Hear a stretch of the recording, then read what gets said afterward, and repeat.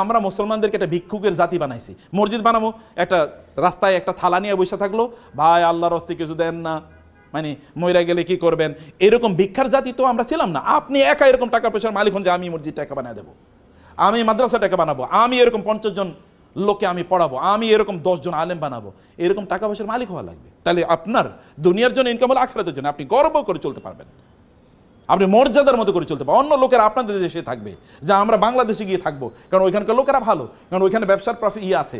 তখন আপনি আমেরিকা গিয়ে পালিয়ে থাকবেন না, অথবা দিল্লিতে বলবেন না যে ওইখানে গিয়ে থাকি, ওইটা আমার বাপদাদার বাড়ি, পালিয়ে ওইখানে চলে যায়, এটা আপনি তখন মনে করবেন। আপনি মনে করেন না আমার বাপদাদার বাড়ি এটা, আমি এখানেই থাকবো, আমি এগুলোকে নিয়ন্ত্রণ করবো। You will have to do it. আপনার নিজকে সম্পদের মালিক হওয়া লাগবে, আপনার নিজকে ব্যবসায়ীতে পরিণত করতে হবে, এবং আপনি সম্পদের মালিক হবেন এই দুটো পারপাসকে সামনে রেখে, এই দুটো পারপাসকে সামনে রেখে।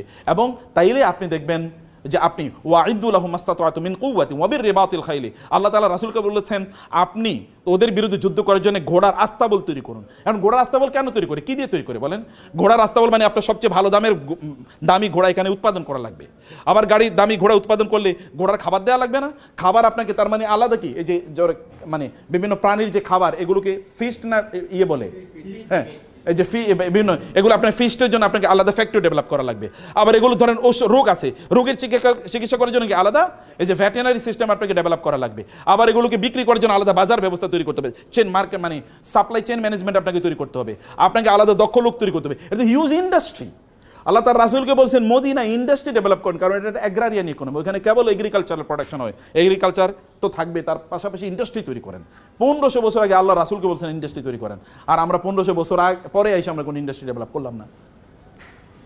আপনি ডেভেলপ করা লাগবে, সমাজের মানুষের জন্য কাজ করতে হলে আপনাকে সম্পদের মালিক হওয়া লাগবে। কিন্তু সম্পদ যেন আপনার অন্তরে না চলে যায়। সম্পদ থাকবে কোথায়? হাতে থাকবে সম্পদ, কিন্তু অন্তরে থাকবে কি আল্লাহ। আল্লাহ থাকবেন অন্তরে, হাতে থাকবে সম্পদ।